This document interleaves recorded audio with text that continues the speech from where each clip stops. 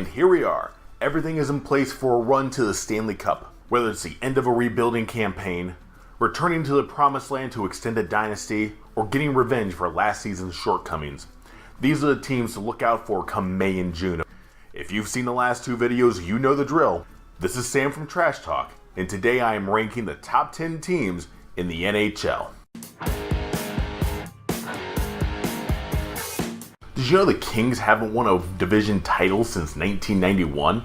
However, since then, they've won a Campbell Conference trophy, 2 Western Conference trophies, and of course, 2 Stanley Cups. And last year's team was built in the same mold as so many of these teams who have been above average in the regular season, only to turn it into overdrive in the playoffs. But the Golden Knights surprised us all. So long as Jonathan Quick is in the net for the Kings, they will be a Stanley Cup contender. The best goalie in franchise history, his postseason stats are universally better than his regular season stats. Speaking of offense, the signing of Ilya Kovalchuk from the KHL might be the most interesting signing of the summer. An absolute wild card, putting him on the same line as Anze Kopitar and Dustin Brown. No, not that Dustin Brown. So this is what we've come to expect from the Kings organization over the past decade. Focus on stellar defense, average to above average offense, and ride it all to the postseason. But the question remains, can the offense turn their game into overdrive when it matters the most in April, May, and June? One of the craziest things about Malkin is that his Penguins teams, in his 12 seasons in the league, have never missed the postseason. 12 straight trips to the postseason, that is simply incredible. But could it come to an end this season? The Penguins have finished in the top 4 in goals scored each of the past 3 seasons. Offense is where the Penguins' bread is buttered.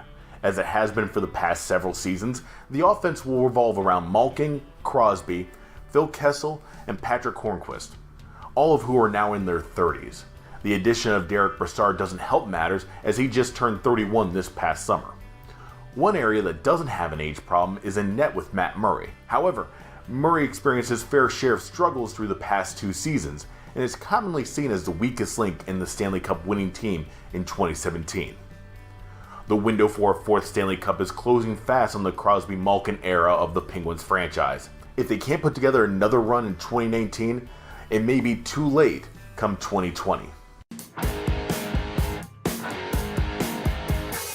Not to rain on their parade, but the Caps benefited from a weak division and an easy path to their first ever Stanley Cup this past season. According to HockeyReference.com, they had the 5th easiest schedule in the NHL last season.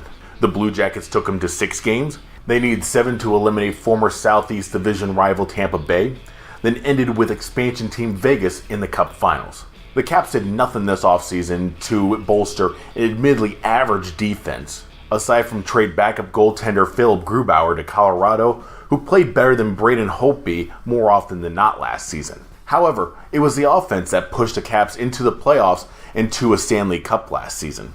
Alex Ovechkin returns, flanked by Evgeny Kuznetsov and Tom Wilson. And with TJ Oshie, Nicholas Backstrom, and Jakub Vrana returning as well, teams are going to struggle to outscore this high-octane offense. The Maple Leafs have been on the short end of the stick regarding playoff draws over the past 2 seasons. In 2017, they faced the President's Trophy winning Washington Capitals, who eliminated them in the first round. Then last season, despite having the 3rd best record in the East, they were paired with the Bruins, who had the 2nd best record in the East.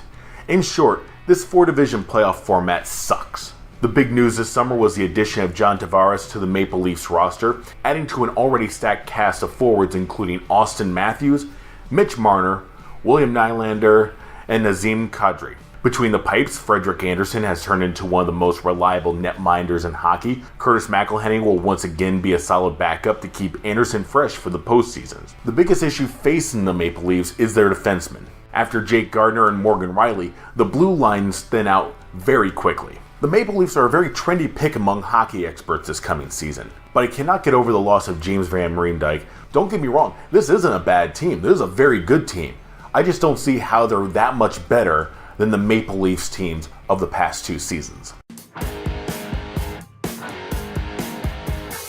After winning the Pacific Division 5 straight times, The Ducks were a consensus pick to make it 6 in a row this past season. Then came the expansion Golden Knights, who ended Anaheim's dominance of the Pacific. A big reason for Anaheim's continued success in the salary cap era is netminder John Gibson. In his 3 seasons as the #1 goalie in Anaheim, he's posted a save percentage of at least .920 and a goals against average under .250 each season. There's no doubt that Rickard Reichel has blossomed into an excellent goal scorer, paired with the Ducks' franchise leader in assists Ryan Getzlaf. But outside of them, the team has aged considerably, with Corey Perry experiencing a drop-off and Ryan Kessler likely to miss the beginning of the season with a hip injury. This is your typical Anaheim Ducks. It's not a question of if they will make the playoffs, but how they will do when they get there. They have all the pieces in place, but in the past, they've failed to put them together for a deep run. But if the Capitals can do it, the Ducks can do it as well. The first-round exits have got to be getting tiresome in the Twin Cities. The Wild have appeared in the playoffs in each of the past 6 seasons, but have not made it past the second round, and have been eliminated in the first round each of the past 3 seasons. The first line of Stahl, Granlund, and Zucker produced 96 goals, or nearly 40% of the Wild's offensive production last season. While impressive, the lack of depth was a concern that was not addressed this summer. Defensively, Minnesota is as well equipped as any team in the NHL. Dumna and Suter on the first line would be impressive enough, but to have Jonas Brodin and Jared Spurgeon as well speaks to the depth at the blue line. Devon Dubnyk has finished in the top 5 in Vezina Trophy voting in 2 of the past 4 seasons, though while his regular season numbers have been great, his postseason stats have left much to be desired. The Wild haven't made 6 Stanley Cup playoff appearances in the past 6 seasons by underachieving. They'll be fine this summer. It's just a question of how deep they go into the postseason, as it was with pretty much any team on this list. So where in the world did the Jets come from last season? After going 17 straight seasons without a playoff series win, though 11 were in Atlanta, the Jets finished last season with the second best record in hockey, win their franchise's first playoff series, then upset the President's Trophy winning Nashville Predators in the second round. But can they do it all again? It all starts between the pipes with the workhorse Connor Hellebuyck, who won a league-best 44 games last season en route to finishing in second place in the Vezina Trophy voting. Paul Stastny is off to Vegas, but the rest of the offensive core returns for the Jets, led by Blake Wheeler, Nikolai Ehlers, and Patrick Laine, who scored an astounding 20 power play goals last season. If there's a weakness on this Jets team, it's at the blue line. Still, Dustin Byfuglien and Tyler Myers are a pair of very capable two-way threats. This Jets team is for real. With so much talented youth and the right mix of veterans, this is the beginning of a dynasty similar to what we saw in Chicago about 10 years ago. Last season, the Lightning set a franchise record with 54 wins en route to the Eastern Conference Finals. They would fall to the eventual Stanley Cup champion Washington Capitals in 7 games in what was probably the most exciting series in the Stanley Cup playoffs. After leading the league with 296 goals last season, the Lightning didn't see a reason to change anything on the front line. When players like Yanni Gourde and Alex Corlin are expected to start the season on your third line, you know scoring is not going to be an issue. The defensemen are led by Norris Trophy winner Victor Hedman, whose game has significantly become more physical, tallying 40 more hits than his previous career high, while adding only 7 more penalty minutes to last year's total. The 24-year-old prodigy Andrei Vasilevsky returns in goal after leading the league with 8 shutouts this past season. The weaknesses are few and far between for this Lightning team, and to be honest, it was tough to put them behind anybody in the East. But alas, it's easy to forget that the Bruins were struggling just 2 seasons ago. Brought on to coach in the middle of the 2016-17 season, Bruce Cassidy turned out to have the Midas touch that the black and gold needed.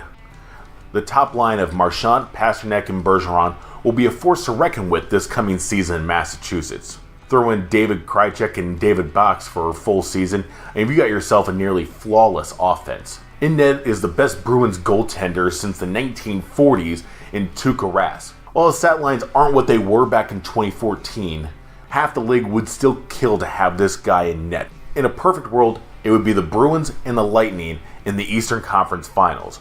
But the way the playoff bracket is set up, That is very, very unlikely to happen, and the NHL is just robbing us fans of an enjoyable Eastern Conference Finals.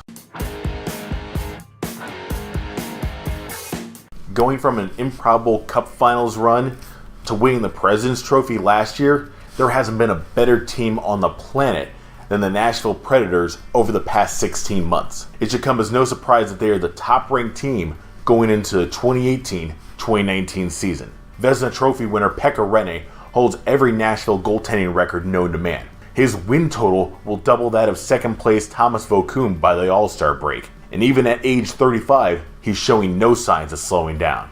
In front of Rinne is the best cast of defensemen in the NHL, anchored by PK Subban. Even getting pucks on net to Rinne will be a challenge for opposing forwards. If there is a weakness on this Preds team, and to be honest, there isn't, it's the lack of pure goal scorers at forward. There are plenty of playmakers like Ryan Johansson, Philip Forsberg, and Kyle Turris, but it's time for guys like Victor Arvidsson and Craig Smith to step up as finishers, something they've appeared reluctant to do. The Predators are the Cup favorites. That doesn't mean much in an NHL, where every team is vulnerable to cold streaks. That all being said, there isn't a team in the NHL that I'm going to take over the Predators this coming season. And there you have it, all 31 NHL teams ranked from the bottom to the top. Be sure to come back in 8 months and tell me how wrong I was. Of course, I must thank everybody who made this series possible. And for the last time before the puck drops on Wednesday, this is Sam from Trash Talk. Thanks for watching. Goodbye.